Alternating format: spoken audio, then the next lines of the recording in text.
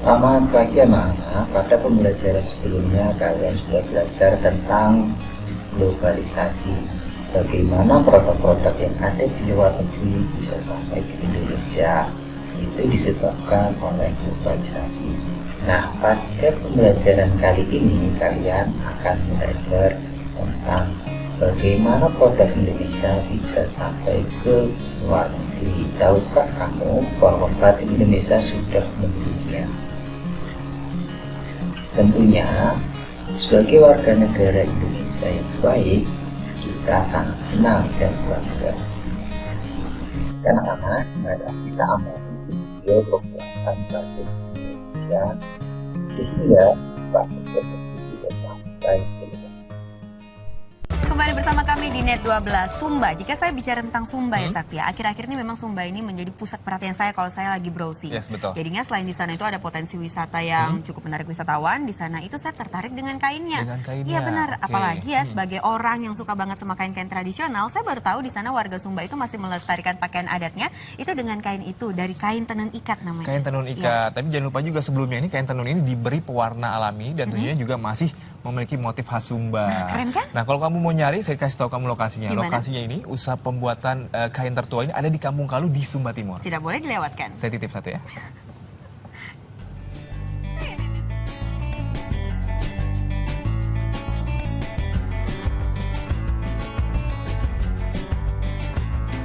Halamat Takalahumba. Selamat datang di Sumba.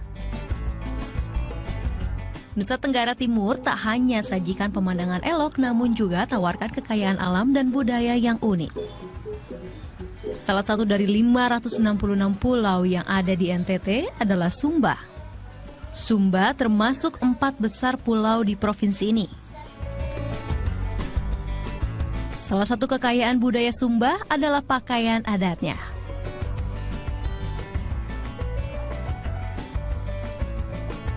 Nah, masing-masing daerah punya pesona pakaian adatnya masing-masing. Nah, jika di daerah lain, sarung digunakan oleh laki-laki, namun di Waingapu, Sumba Timur, sarung digunakan oleh perempuan. Dan jangan ditanya, berapa lama waktu untuk membuat kain ini? Butuh waktu hingga 1 tahun lamanya. Setahun, Rambu. Iya, 1 tahun. Salah satu tempat pembuatan kain Sumba tertua di sini adalah Kampung Kalu, Kota Waingapu, Sumba Timur. Ada pabrik Amanai Tukang namanya. Pemiliknya kini merupakan generasi ketiga. Ama dalam bahasa Sumba berarti bapak. Dan Tukang adalah nama anak laki-laki pertama dari si pemilik. Di Sumba, nama seorang ayah tidak boleh disebutkan. Sebagai penggantinya, nama anaknya menjadi panggilan. Di bengkel kerjanya ada 10 perajin. Masing-masing perajin mengerjakan bagian yang spesifik. Dibutuhkan proses yang panjang untuk membuat selembaran kain Sumba. Kain tenun di sini dikenal dengan nama kain tenun ikat Sumba. Ukurannya 3,5 meter x 1 meter. Ada 2 jenis tenun ikat di sini. Hinggi Kombo untuk kain tenun merah dan Hinggi Kaworu untuk kain tenun biru. Pewarnaan alami yang memakan waktu panjang menjadi keunggulannya. Proses panjang itu dibayar dengan awetnya warna kain hingga puluhan tahun.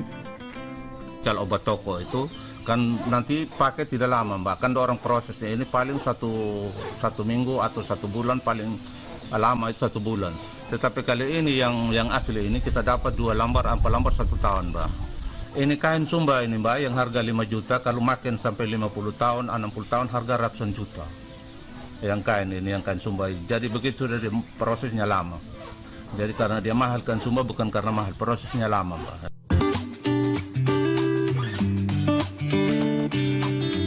Proses pembuatan kain dimulai dari proses pelinting kapas menjadi benang.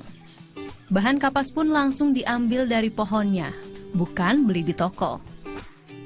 Setelah kumpulan benang terkumpul, benang digulung terus hingga mencapai jumlah yang diinginkan. Proses selanjutnya adalah pameni, atau menentukan panjang dan lebar kain. Proses dilanjutkan dengan pengencangan. Benang yang sudah sesuai ukuran dikencangkan dan didiamkan sebulan agar bentuknya tetap. Setelah benang kencang, masuk ke proses ikat dan desain motif.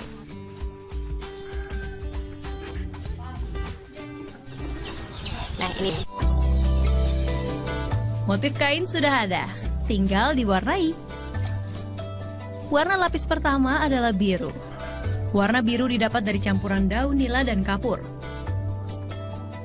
Saat musim hujan, cukup sulit untuk mendapatkan daun nila. Bahkan harus mencangkul hingga kedalaman 2 meter.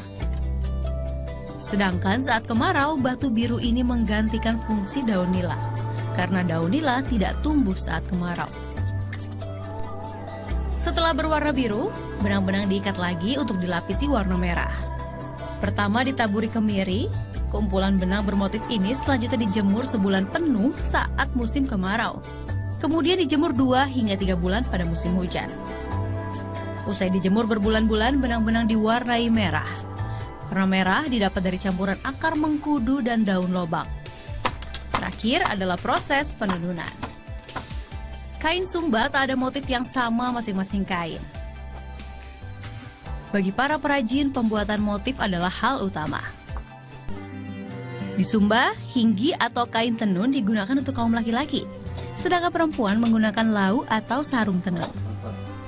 Kain Sumba ini tak hanya menarik perhatian turis lokal, melainkan juga sudah terkenal di luar negeri. Pembeli banyak, Mbak. Pembeli banyak, terus tamu-tamu bule juga banyak yang datang sini karena saya punya nama mungkin sudah ada di luar negeri. Kain warisan budaya ini harganya bervariasi, mulai dari 500.000 hingga 25 juta rupiah per lembar. Untuk melestarikan keberadaan warisan budaya, siapa lagi kalau bukan kita sebagai generasi penerus bangsa ini? Novita Sari, Luther Hutagaol melaporkan untuk NET. Setelah kalian mengamati video pembuatan batik tadi, maka tugas kalian sekarang adalah berdiskusi dalam kelompoknya masing-masing, kemudian kalian tulis jawaban kalian di Google Classroom.